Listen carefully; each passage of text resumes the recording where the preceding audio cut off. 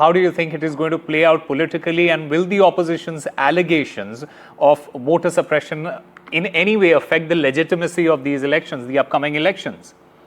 All eyes will now be on 28th. That's when the case is going to be taken up by the Supreme Court. So the Election Commission has now said that they have completed this entire special intensive revision exercise across Bihar, which was essentially about distribution of forms to those who are seen as voters of Bihar. So they have come up with numbers such as a significant number of people having left Bihar, a huge number who have died. So this is, of course, a point of contention. When the Supreme Court takes up this issue, that is when we'll know whether the opposition, which is the petitioner in this case, is able to convince the apex court that this is an attempt of exclusion, not inclusion. That has been the larger charge which has come from the opposition parties. But of course, if you remember, when the interim order was passed by the Supreme Court, the order was essentially, which came in the form of a suggestion by the Supreme Court, that they should consider accepting Aadhaar, the ration card, and also the voter ID card as proof of identification, as a proof of residence of Bihar. Now, if the issue is taken up in the Supreme Court in a completely different way, that is when we'll know about the direction in which this entire exercise will be seen. Remember, the opposition party, which is in Bihar being led by Tejasvi Yadav, who is the leader of opposition in Bihar, has already indicated that they could go ahead and boycott this election because they feel that this is an exercise of disenfranchisement of those voters who are seen as voters, of the opposition parties, not as much of the ruling party or the ruling combination, which is led by Prime Minister Modi and Nitish Kumar. So the eyes politically will now be on what the apex court decides on Monday. Right, Maria, as you mentioned about the opposition's charge and the electoral consequences that the opposition is alleging, saying that the removal of over 60 lakh names from the voter list will have a significant impact on the outcome of the assembly elections.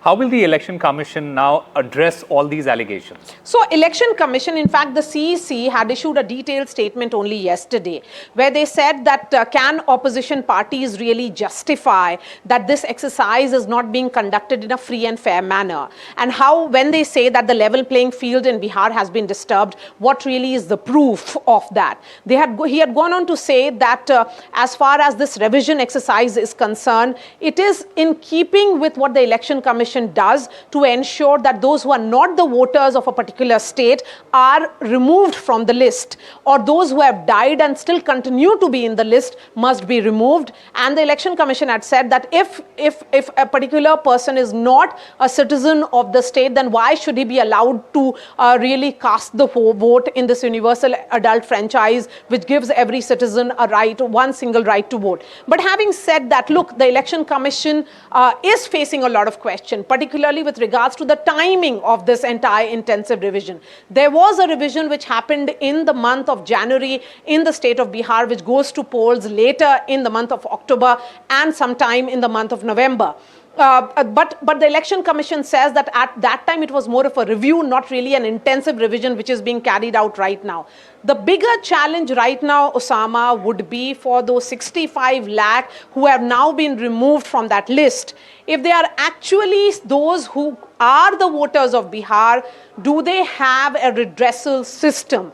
And if this time, from now onwards, from 1st of August, when that list will be put out on the Election Commission's website, till the time the date of elections are announced, which will be sometime towards the end of September, almost like 1.5 months, if those who are not there in the voter list, they will go ahead and challenge it.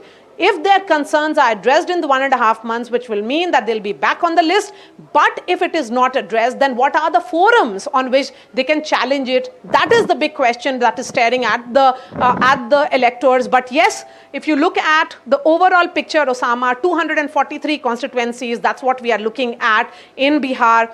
And with a number as high as 65 lakh being removed from across these 243, if we were to make an estimate per constituency, which comes to roughly around 26 to 27,000 votes per constituency. The opposition's allegation is that this is more a targeted elimination of their voters. Is there a proof to that? Perhaps the opposition should submit it before the apex court when the petition actually comes up for further discussion and of course hearing on 28th.